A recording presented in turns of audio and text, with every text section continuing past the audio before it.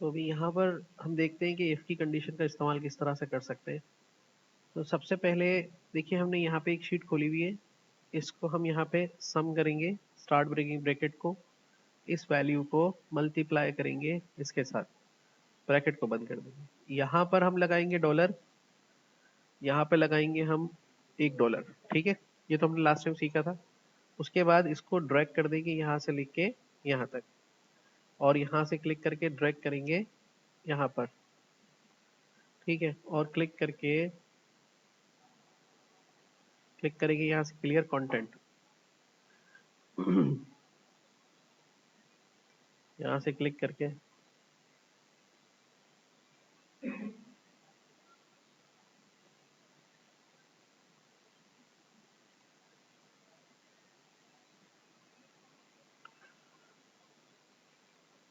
अब यहाँ पे क्लिक करके यहाँ पर देखेंगे बेसिक सैलरी का ऑप्शन आ रहा है, medical, education, travel, house rent वगैरह लिखे हुए आ रहे हैं।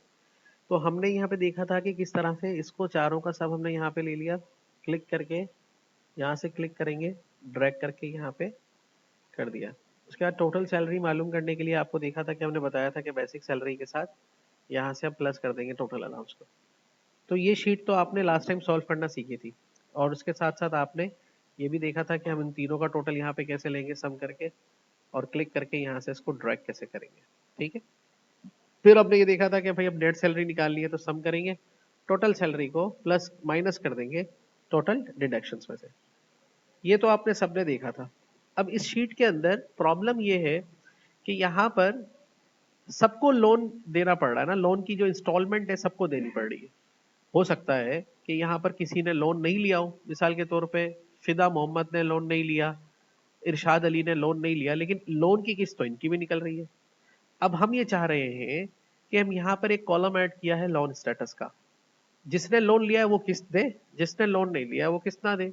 तो मैंने इन सेल्स को सेलेक्ट करके यहाँ पर एक डेटा वैलिडेशन अप्लाई कर दिया, डेटा में गया और डेटा वैलिडेशन यहाँ से अप्लाई कर दिया। लास्ट टाइम हमने सीखा इसके बारे में, तो इसके लिए ज्यादा हमने नहीं, लिस्ट लिया और एक कर दिया Y for yes comma N for no, N capital है और वाई कैपिटल है इसके अंदर, और जैसे ही ओके कर दिया। अब मैं ये चाह रहा हूं कि जिसको मैं यस करूं उसकी लोन की किस्त कैलकुलेट हो, और जिसको मैं नो करूं उसकी लोन की किस्त कैलकुलेट ना हो।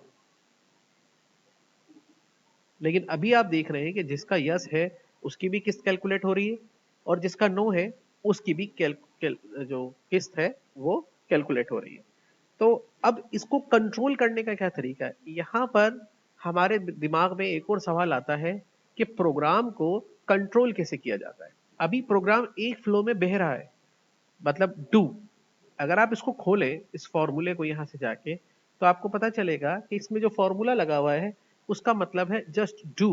डू मीन्स कि इन एनी कंडीशन ये काम फार्मूले ने परफॉर्म करना है, ओके।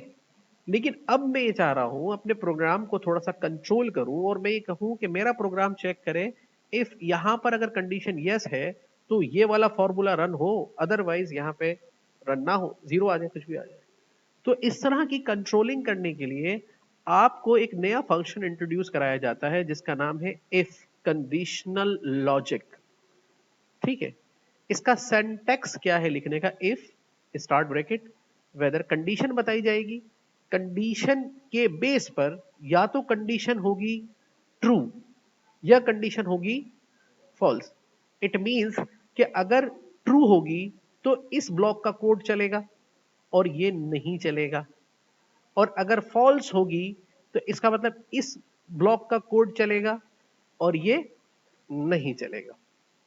जैसे हमारा ये button on off, on off, on होगा तो बल्ब जलेगा, ऑफ होगा तो बल्ब नहीं चलेगा, लेकिन दोनों सूरतों में करंट तो हमारे बटन में आ ही रहा होता है ना। सो यहां पर हमें ये काम करने के लिए कुछ लॉजिकल ऑपरेटर्स भी समझने होते हैं जिनको हम कंपैरिजन ऑपरेटर्स भी कहते हैं, कंपैरिजन ऑपरेटर्स। और वो कौन से हैं, जैसे कि greater than, less than, equal to, not equal to, greater than equal to, less than equal to, ये सारे कंपैरिजन ऑपरेटर्स हैं जिसको हम यूज करते हैं। याद कर लें, greater than, less than, equal to, not equal to, greater than equal to, और लेस देन इक्वल टू। ये डबल चेक ऑपरेटर्स है, ये ग्रेटर भी चेक करेगा और इक्वल भी चेक करेगा, ग्रेटर भी चेक करेगा, लेस भी चेक करेगा। ये सिंगल है, यूनरी है, ग्रेटर चेक करेगा, लेस चेक करेगा, इक्वल नॉट इक्वल चेक करेगा। ठीक है, इनको कंपैरिजन ऑपरेटर्स कहते हैं। अब कैसे कंडीशन को चेक करें? तो कंडीशन को हम ऐसे चेक करेंगे, देखिए अब आते हैं हम इसमें। तो यहां पर आके थोड़ी देर के लिए हम इस सेल के फॉर्मूले को जो ऑलरेडी लगा हुआ है उसको यहां से हटा रहे हैं और उस फॉर्मूले को लेकर आ रहे हैं हम यहां पर। ओके, ये फॉर्मूला है जो काम कर रहा है। ओके, इस फॉर्मूले को मैनेज करना है, वेदर काम करे कब और कब ना करे। सो अब आइए इधर फॉर्मूला लिखेंगे, इक्वल टू इफ, दिख रहा है सबको सही तरीके से या और जूम करूं? और जूम कर लूं? ठीक है, इक्वल टू इफ, ये फॉर्मूला हटा दिया मैंने, equal to if start bracket इस सेल की वैल्यू, ठीक है, स्टार्ट ब्रैकेट इस सेल की वैल्यू इक्वल टू है किसके? इक्वल टू है, यानी कि इफ स्टार्ट ब्रैकेट, ये कंडीशन बता रहे हैं एल एट की वैल्यू इक्वल है किसके? यस के। अब यस एक नंबर है या टेक्स्ट है? तो अब याद रखें, कंप्यूटर की टर्मिनोलॉजी में जब हम कोड कर रहे होते हैं तो टेक्स्ट को कहते हैं स्ट्रिंग्स, स्ट्रिंग, STRING, स्ट्रिंग। तो अब यस जो है एक स्ट्रिंग है, तो हम कहेंगे अब स्ट्रिंग को जब भी हम कोड करते हैं तो उसको लिखते हैं डबल कोट्स में या सिंगल कोट में, डबल कोट्स में या सिंगल कोट में। डबल कोट कहां मिलेगा? शिफ्ट के साथ एंटर के जस्ट बराबर वाला बटन दबाएंगे तो ये आपको डबल कोट देगा, और इसी बटन को बगैर उसके दबाएंगे तो सिंगल कोट देगा। अब आप इसमें गलती क्या करेंगे, दो दफा सिंगल कोट लगाएंगे तो ये डबल कोट कंसीडर नहीं की जाएगी, सिंगल कोट कंसीडर की जाएगी। डबल कोट शिफ्ट के साथ आएगा। ये स्टार्ट हो गया। अब आप कह रहे हैं यस, तो यस जैसा लिखा हुआ है स्ट्रिंग्स को डबल कोट में लिखेंगे। हमने कहा if L eight is equal to YES, yes this is condition. अब कंडीशन के बाद नीचे देखिए फॉलो भी करते जाए, कह रहा लॉजिकल टेस्ट हो गया। अब value if true, value if false, तो कॉमा। अगर ऐसा है तो क्या करें?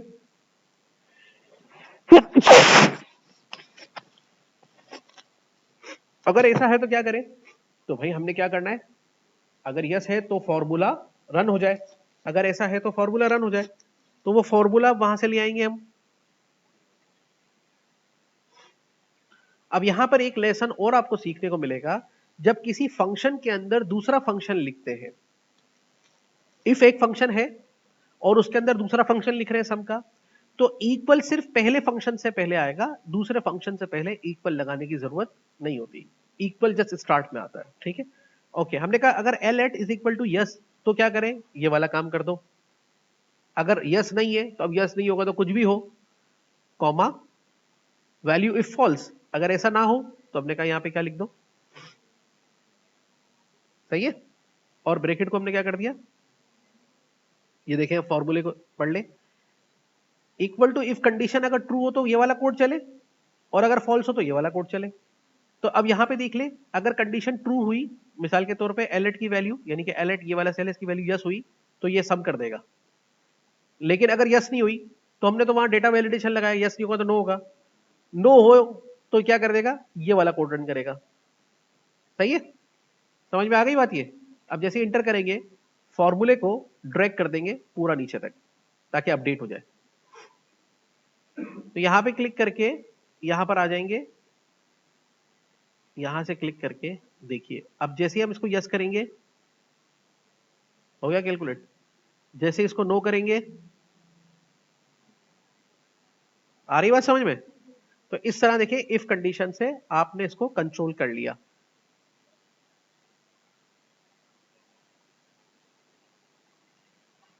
जब आ रहा है तो प्लस हो रहा है, नहीं हो रहा तो नहीं हो रहा। एक तो ये हो गया मामला, ठीक है। अब दूसरा मामला आ जाए इधर टैक्सेशन सिस्टम के ऊपर।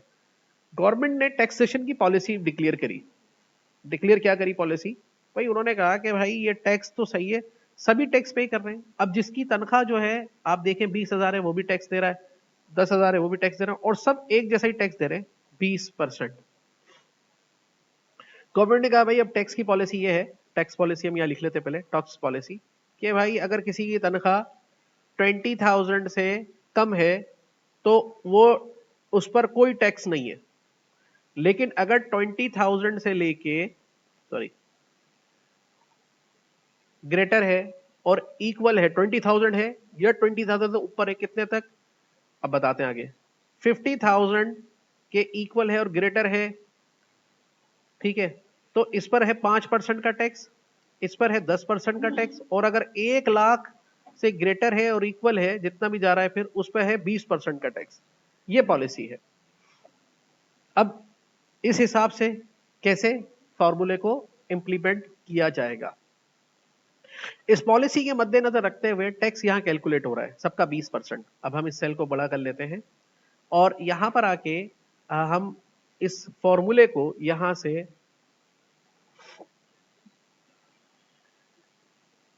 क्लियर कंटेंट कर देते हैं। अब किसी पे टैक्स नहीं है और ये टैक्स एग्जम्पशन पॉलिसी को हम यहां से कॉपी करके यहां पर लिख देते हैं ताकि अवेयर रहें कि क्या टैक्स कितना लग रहा है किस पे। एक और काम कर लें, सैलरी वाले सेल को कंफर्म कर लें कौन सा है, बेसिक सैलरी का सेल है ये वाला जिसका नाम है C8। तो हमेशा टारगेट इसको ही करना है। C8 is the salary cell.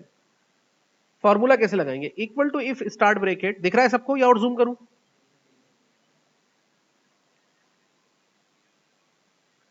Equal to if start bracket. अब देखिए यहां पे फॉर्मूला कैसे लगेंगे, C8, what is C8 Arisha, C8 क्या है, बेसिक सैलरी का सेल का नाम है जिसमें इसकी सैलरी स्टोर्ड है। ये देखिए यहां पे, ये भूले नहीं, C8 इसमें सैलरी स्टोर्ड है, ठीक है। इफ C8, ठीक है, greater than equal to 1 lakh, 1 2 3 4 5 6।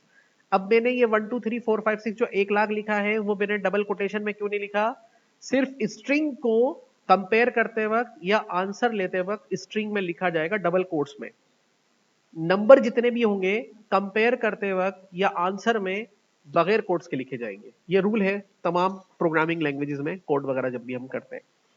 तो यहां पे C8 greater than equal to 1 lakh, comma, अगर ऐसा है तो क्या करना है भाई, अगर ऐसा है तो हम यहां पे सम फंक्शन को लॉन्च करेंगे और C8 को मल्टीप्लाई करेंगे कितने परसेंट से, 20% से, ठीक है, और ब्रैकेट को ओवर कर देंगे।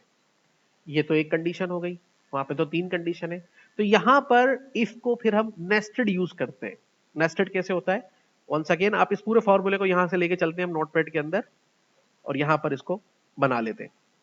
इसी फॉर्मूले को यहां से दोबारा कॉपी करेंगे, कॉमा लगाएंगे, वंस अगेन कंटिन्यू कर दें और इस दफा क्या करेंगे, ग्रेटर देन इक्वल टू 50,000, तो ये कितने से हो जाएगा, 10% से, comma, enter, once again restart. और अगर यहां पर ये ग्रेटर देन इक्वल टू कितने से है, 20,000 से, तो कितना लग जाएगा इसके ऊपर, 5%, कॉमा। अब थर्ड मेथड में क्या करेंगे, अगर C8 की वैल्यू ग्रेटर नहीं लेस देन है कितने से, 20,000 से, तो इस पे कोई टैक्स नहीं है, तो यहां पर हम इसको कर देंगे 0 और ब्रैकेट बंद कर दिया।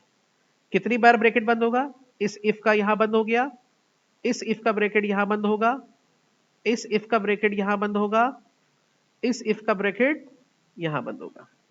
ये पूरा फॉर्मूला बन गया आपका। अब ये चेक करेगा C8 की वैल्यू अगर 1 लाख है या 1 लाख से ऊपर है तो इसके हिसाब से आंसर देगा। अगर 50,000 है या 50,000 से ज्यादा है तो इसके हिसाब से आंसर देगा। लेकिन अगर C8 की वैल्यू 20,000 या उससे ज्यादा है तो इसके हिसाब से आंसर देगा। और इसकी वैल्यू अगर C8 की वैल्यू 20,000 से कम होगी तो ये आंसर देगा। इसमें फॉल्स वाला पार्ट हमने खत्म कर दिया। 4 दफा इफ को यूज किया नेस्टेड के तौर पे। सिंगल इफ यूज करते हैं तो उसे हम कहते हैं सिंगल इफ कंडीशन। जब इफ के साथ इफ को बार बार यूज करते हैं तो ये कहलाता है नेस्टेड इफ कंडीशन, ठीक है। अब इसमें सवाल ये पैदा होता है सर 20,000 अगर 5% लग रहा है तो 20,000 से बड़ा तो 50,000 भी इस पे 5% लगेगा। ऐसा नहीं होगा। ऐसा इसलिए नहीं होगा क्योंकि यहां तक जाएगा जब 20,000 49,999 पे हो जाएगा तो अगला फॉर्मूला उसको ओवरराइड कर लेगा। 99,999 अगला फॉर्मूला ओवरराइड कर लेगा। तो इस तरह फॉर्मूला एक दूसरे को ओवरराइड भी कर रहा होता है। अब ये पूरा फॉर्मूला हम उठा के यहाँ पे डाल देंगे और इंटर कर देंगे तो देखिए इसका टैक्स कितना कैलकुलेट हुआ, 1,000। इसकी सैलरी है 20,000 तो 20,000 के हिसाब से 1,000 इसका 5% सही कैलकुलेट हुआ है और इसको ड्रैग कर देंगे। तो जिसकी सैलरी 20,000 से कम है उसका टैक्स कैलकुलेट नहीं हुआ, 10,900 पे कोई टैक्स नहीं लगा। ठीक है, समझ में आ गई बात ये। तो इस तरीके से आप ये चीज क्रिएट कर सकते हैं और कंट्रोल कर सकते हैं इफ के जरिए।